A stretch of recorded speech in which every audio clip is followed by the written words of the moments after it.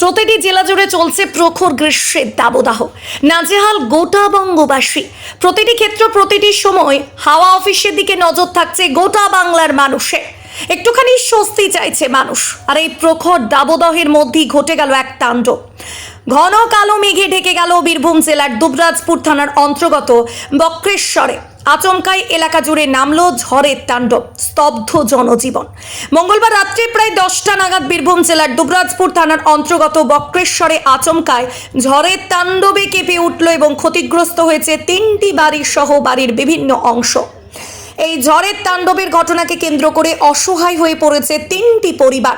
তবে ক্ষয়ক্ষতির পরিমাণ কতটা হয়েছে এখনো পর্যন্ত জানা না গেলেও প্রশাসনের দ্বারস্থ হয়েছেন তারা। অসহায় মানুষগুলি এই মুহূর্তে প্রশাসনের কাছে দাবি জানাচ্ছে দ্রুত প্রশাসনিক সাহায্যের। ক্ষতিগ্রস্ত পরিবারগুলির মধ্যে মুকুলা মিদ্ধা, দেবা মিদ্ধা, মিলি মিদ্ধা ইত্যাদি। কাল রাত্রে হঠাৎ করে 5 মিনিটের একটা ঝড় হয়। সেই ঝড়ে তোমার আমাদের এখানকার বক্রেশ্বরের আমাদের এই ডোমপাড়ার সবুজ পল্লী যেটাকে বলে আর কি, সেখানে কয়েকটা ঘর আমাদের ক্ষতিগ্রস্ত হয়েছে। আপনারা দেখতে পাচ্ছেন যে ওই সামনে ঘরের চাল টাল সব কিছু উড়ে গেছে।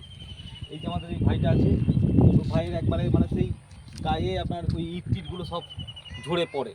তো এইরকম 4-5টা ঘর হয়েছে। এটা হচ্ছে মুকুলাদের ঘর, মুকুলা ডোম।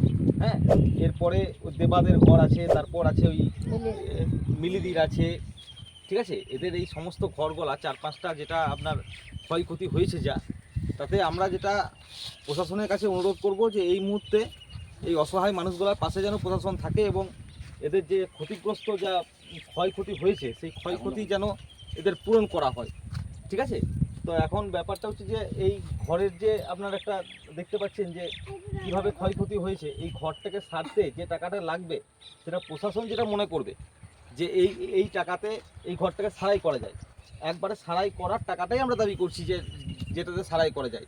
এটা এখন যে কত টাকার ক্ষয়ক্ষতি, কিন্তু মানে যেটা প্রশাসন আপনার যেটা মনে করবে, প্রশাসনের তরফ থেকে যদি কেউ আসে এখানে এবং এসে দেখে যায় যে কীভাবে ক্ষয়ক্ষতি হয়েছে, তাহলে সেটা খুব ভালো হয়। 4-5টা ঘর এরকম ক্ষয়ক্ষতি হয়েছে খুব মারাত্মকভাবে, এটাই আমাদের বলা। আমার গায়ে রক্ত হয়নি, আমরা গায়ে ইট ভাঙা চারাগুলো পড়েছে, এরা বেদনা বেদনা করছে পায়ে হাতে বুকে, দম আটকে গেছিল।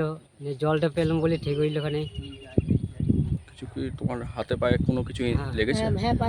পায়ে লেগেছে, পেটে লেগেছে, পাঞ্জরে লেগেছে। তোমার নাম? হ্যাঁ, তোমার নাম? বাবু সোনা।